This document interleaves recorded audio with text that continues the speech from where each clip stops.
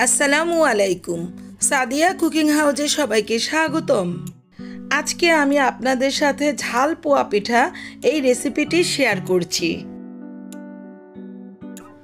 যারা মিষ্টি পিঠা খেতে পছন্দ করেন না তারা এই ঝাল পোয়া পিঠা খেতে পারেন। এটা খেতে অনেক মজাদার এবং সুস্বাদু। কোনো প্রকার ঝামেলা ছাড়াই এই পিঠাটা খুব সহজেই তৈরি করে নেওয়া যায়। এই পিঠাটা আমরা সবাই অনেক পছন্দ করি। চলুন তাহলে রেসিপিটি তৈরি করি।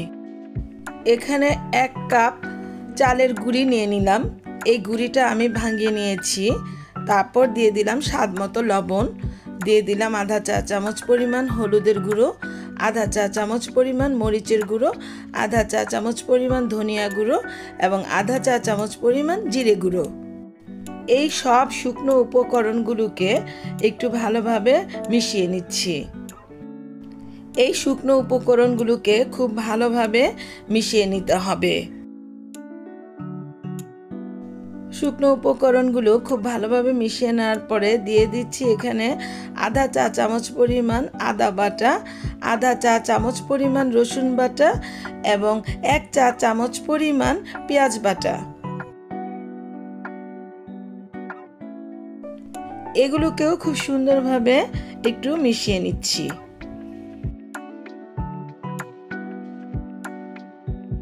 মশলাগুলোকে চালের গুঁড়ির সাথে খুব ভালোভাবে মিশিয়ে নিয়ে এখানে দিয়ে দিব 2টো ডিম। ডিম দুটোকে এই যে ভেঙে নিলাম।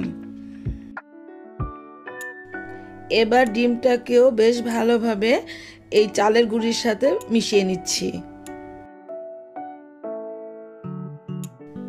এই যে একটা চামচের সাহায্যে খুব সুন্দরভাবে মিশিয়ে নিলাম। তারপর এখানে দিয়ে দিলাম পানি। তবে পানিটা একবারে দিবেন না, অল্প অল্প করে দিবেন। আমি প্রথমে অল্প একটু পানি দিলাম। পানিটা দেওয়ার পর এগুলোকে খুব ভালোভাবে মিশিয়ে নিচ্ছি। এখানে আমার আরেকটু পানি লাগবে, আমি আরেকটু পানি দিয়ে দিলাম। দ্বিতীয়বারে একটু পানি দিয়ে দিচ্ছি। পানিটা দেওয়ার পর ব্যাটারটাকে খুব ভালোভাবে নেড়ে চেড়ে দিচ্ছি। ব্যাটারটাকে এমনভাবে তৈরি করে নিতে হবে যাতে খুব পাতলাও না হয় আবার ঘনও না হয়। এবার ব্যাটারটাকে একটা হ্যান্ড উইস্কের সাহায্যে মিক্স করে নিচ্ছি। এই মিক্সটাই খুব সুন্দরভাবে করে নিতে হবে।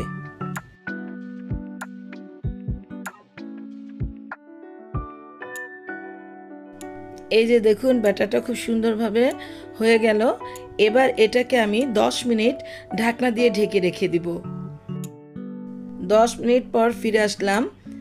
এবার এখানে দিয়ে দিচ্ছি আধা কাপ পরিমাণ ধনেপাতা কুচি এবং 2 টেবিল চামচ পরিমাণ কাঁচামরিচের কুচি। এই সব উপকরণগুলো দেওয়ার পর এগুলোকে ব্যাটারটার সাথে আবার মিশিয়ে নিচ্ছি। দেখুন ব্যাটারটার ঘনত্ব কেমন হয়েছে। এবার এটা ভেজে নেওয়ার পালা। ওদিকে চুলায় একটি ফ্রাই প্যান বসালাম। ফ্রাই প্যানের মধ্যে পরিমাণ মতো তেল দিয়ে দিলাম, যেহেতু এগুলো আমি ডুবো তেলে ভেজে নিব। তেলটা গরম হয়ে আসলে এরকম একটা গর্তযুক্ত চামচ দিয়ে 1 চামচ পরিমাণ ব্যাটার এই গরম তেলের মধ্যে দিয়ে দিলাম। পিঠার ব্যাটারটা দেওয়ার পর 2-3 সেকেন্ড পরে অটোই উপরের দিকে চলে আসবে। আরেকটি পিঠার ব্যাটারও এর মধ্যে দিয়ে দিলাম। এই পিঠাগুলোকে উপর থেকে তেল এভাবে একটু ছড়িয়ে দিতে হবে। পিঠাগুলোকে একটু উল্টে পাল্টে নেড়ে চেড়ে ভেজে নিতে হবে। পিঠাগুলো তৈরি হতে বেশি সময়ের দরকার পড়ে না, 4-5 মিনিটের মধ্যে এই ভাজাটা হয়ে যায়। এই 2টা পিঠা হয়ে গেল। এবার এটাকে আমি প্যান থেকে তুলে নিচ্ছি।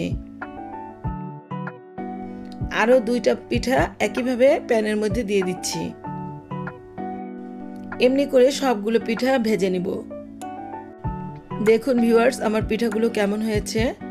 আমার এই ঝাল পোয়া পিঠার রেসিপিটা যদি আপনাদের এতটুকু ভালো লেগে থাকে তাহলে আপনারা আমাকে লাইক, শেয়ার, কমেন্টস এবং সাবস্ক্রাইব করতে ভুলবেন না প্লিজ। আর যারা আমাকে সাবস্ক্রাইব করেছেন তাদেরকে অসংখ্য অসংখ্য ধন্যবাদ। আবার হাজির হব অন্য কোনো সময়ে অন্য কোনো রেসিপি নিয়ে। আল্লাহ হাফেজ।